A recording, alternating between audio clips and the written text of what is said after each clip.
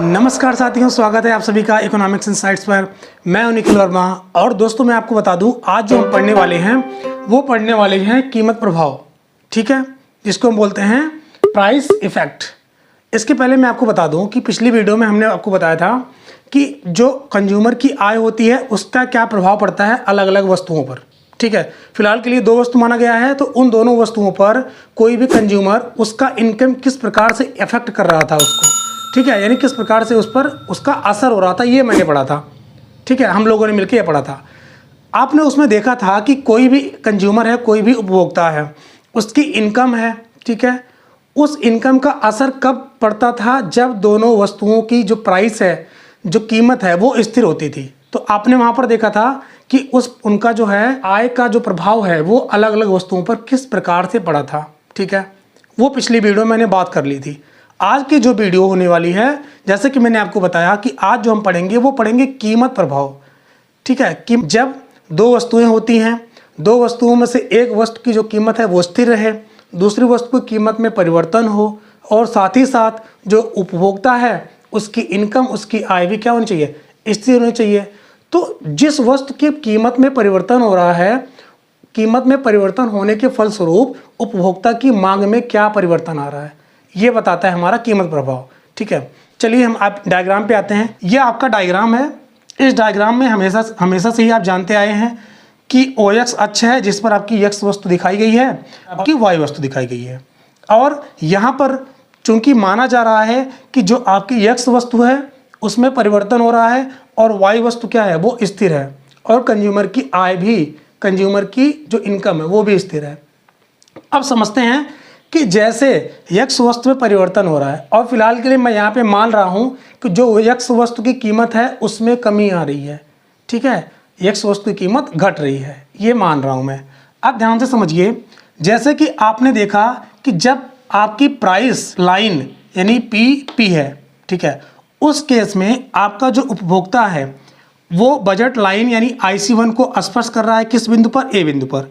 जो आपका ये A बिंदु होगा, A पॉइंट होगा, इस पॉइंट पर कोई भी उपभोक्ता है वह संतुलन की अवस्था में होगा, ठीक है।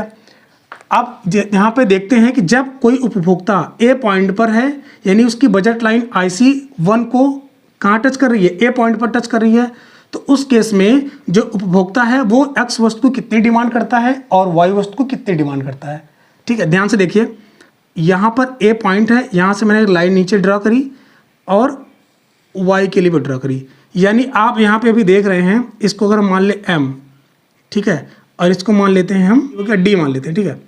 ध्यान से समझिए, जब आपका उपभोक्ता यानी आप A पॉइंट पर हैं तो उस कंडीशन में आपने OM मात्रा X वस्तु करी है और जो Y वस्तु है उसकी मांग OD के बराबर करी है। कब? जब आप A पॉइंट पर हैं, ठीक है।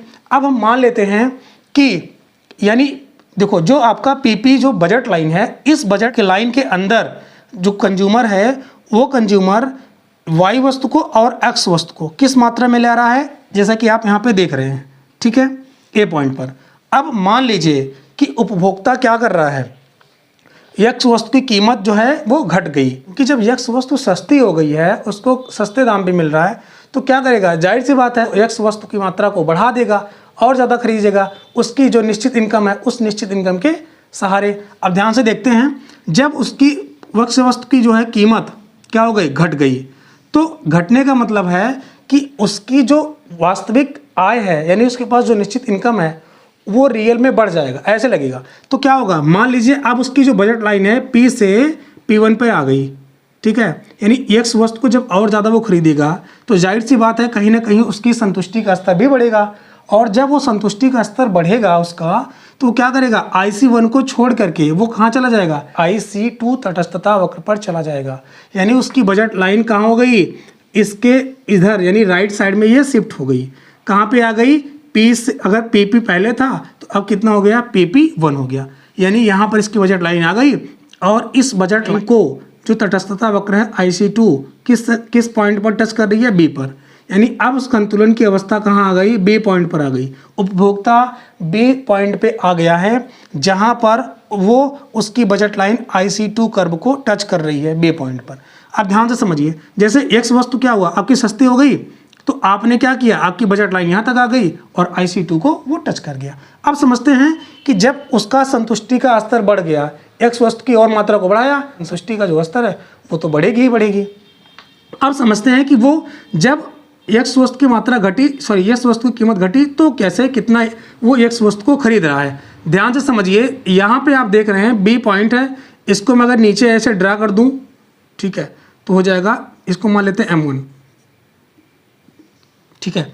अब क्या किया, एक्स वस्तु की OM पहले ले रहा था, अब यानी यहाँ पे एक्स वस्तु की कितनी मात्रा ले लगा, OM1, और यहाँ पे देखते हैं वाई वस्तु की कितना ले रहा है, तो वाई वस्तु की जो है इतनी ही मात्रा ले रहा है, ठीक है, यानी वाई वस्तु की जो मात्रा है उसको घटा दे रहा है। और आगे बढ़ते हैं, जैसे कि यहाँ पे देखिए, अब ये हो गया, और मान लीजिए एक्स वस्तु आपकी और सस्ती हो गई, उसकी प्राइस और कम हो गई, तो क्या करेगा उपभोक्ता, जाहिर सी बात है उसको और ज़्यादा संतुष्टि होगी। जब उसको और ज़्यादा संतुष्टि होगी तो जाहिर सी बात है कि वो IC2 जो उसका तटस्थता वक्र है वो छोड़ देगा, क्योंकि उसको ज़्यादा सेटिस्फेक्शन मिल रहा है, सेटिस्फेक्शन लेवल उसका ज़्यादा हो रहा है, तो क्या करेगा, इसको छोड़ के कहाँ पे चला जाएगा, IC3 पर। यानी इस कंडीशन में आपका जो बजट लाइन है PP1 से ट्रांसफ़र होकर के, PP1 से शिफ्ट होकर के कहाँ चली आई, PP2 पर। और इस यानी PP2 जो है आपकी बजट लाइन, ये बजट लाइन IC3 जो तटस्थता वक्र है उसको पॉइंट C पर, यानी C बिंदु पर क्या कर रही है, टच कर रही है, जहाँ पर जो उपभोक्ता है वो उपभोक्ता संतुलन की अवस्था में आ जाएगा, ठीक है। अब ध्यान से समझिए, अगर वो उपभोक्ता C बिंदु पर आ गया है तो C बिंदु पर वो X वस्तु की कितनी मात्रा ले रहा है, इसको समझते हैं। ध्यान से देखिए, अगर मैं यहाँ पे लाइन ड्रा करूँ एक सीधे लेखा में, तो इतना आ गया, और वाई वस्तु की मात्रा क्या कर रहा है, अब देखिए त्याग कर रहा है, ठीक है। मतलब कि कहने का है कि जब ये C पॉइंट पर इसका संतुलन बिंदु हो गया तो एक्स वस्तु की जो मात्रा है वो OM1 लिया था पहले, ठीक है। अब कितना लेने लगा, O, यहाँ पर अगर इसको नाम दे दें OM3, 2 लिख देते हैं, क्योंकि M1 यहाँ है तो यहाँ पे 2 कर देते हैं, तो क्या हो जाएगा, OM2 एक्स वस्तु की मात्रा को ले लिया, और मात्रा लेने पर वो C बिंदु पर संतुलन की अवस्था में है। तो यहाँ पे आप देख रहे हैं कि जब भी एक्स वस्तु की जो कीमत है वो घट रही है तो उपभोक्ता क्या कर रहा है, उपभोक्ता एक्स वस्तु की मात्रा को बढ़ा रहा है और वाई वस्तु की मात्रा को कम कर दे रहा है, ठीक है। ये होता है आपका कीमत प्रभाव।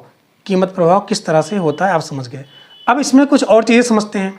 जैसे आप यहाँ पे देख रहे हैं एक लाइन गई हुई है सीधे ऐसे, ठीक है, ये ऐप से सीधे लाइन गई हुई है, आप देख रहे हैं डॉटेड लाइन से। अच्छा, ये डॉटेड लाइन होता क्या है, यहाँ पे मैंने लिखा है PCC, इसका पूरा नाम बता देता हूँ फिर बताता हूँ क्या है ये। PCC का मतलब होता है प्राइस, C का मतलब होता है कंजम्पशन, और C का मतलब होता है कर्व, यानी प्राइस कंजम्पशन कर्व। इसको हिंदी में बोलेंगे कीमत उपभोग वक्र। क्या बोलेंगे, कीमत उपभोग वक्र। अच्छा ठीक है, ये कीमत उपभोग वक्र बना कैसे है इसको समझते हैं। देखिए ध्यान से, जिस बिंदु पर कोई उपभोक्ता है वो संतुलन की अवस्था में है। पहले स्टेज में वो A पॉइंट पर संतुलन अवस्था में था, एक्स वस्तु की कीमत घटी तो एक्स वस्तु की मात्रा को और बढ़ा दिया, तो उस कंडीशन में संतुष्टि का स्तर और बढ़ जाएगा। इसका मतलब IC1 को छोड़ के IC2 पर पहुंच गया, तो उस कंडीशन में B पॉइंट पर वो संतुलन अवस्था में हो गया, ठीक है। इस वस्तु की जो कीमत है और घटी और उसकी मात्रा और बढ़ गई, इसका मतलब है सेटिस्फेक्शन लेवल और ज़्यादा बढ़ गया। बजट लाइन आपकी शिफ्ट हो गई PP2 पर, तो यहाँ पर IC3 तटस्थता वक्र पर वो C पॉइंट पर वो संतुलन अवस्था में हो गया। तो इस प्रकार से आप यहाँ पे देख रहे हैं कि जिस भी बिंदु पर उपभोक्ता संतुलन की अवस्था में है, अगर उसी बिंदु को एक रेखा से मिलाते हुए हम यहाँ पे ड्रा कर दें ऐसे सीधे लाइन में, देख रहे हैं मैंने यहाँ पे क्या करा है, मैंने एक डॉटेड लाइन को ABC से मिलाते हुए एक रेखा खींच दी है, और यही रेखा क्या बताती है, यही बताती है कि ये जो रेखा है इसको भी हम बोलेंगे PCC, यानी प्राइस कंजम्पशन कर्व, यानी कीमत उपभोग वक्र, ठीक है। अब समझ लेते हैं कीमत उपभोग वक्र है ये क्या बताता है।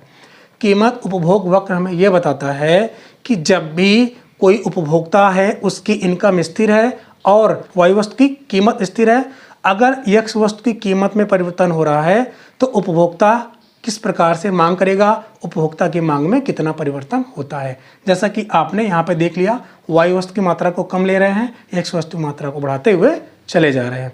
आई होप आपको ये वीडियो समझ में आया होगा, ये चित्र ही समझ में आया होगा, और चूंकि ये वीडियो हो सकता है थोड़ा छोटा बन जाए, फिलहाल कोई बात नहीं है, आगे जो हम पढ़ेंगे वो पढ़ेंगे प्रतिस्थापन प्रभाव। आज के वीडियो में बस इतना ही, मिलते हैं किसी और टॉपिक के साथ।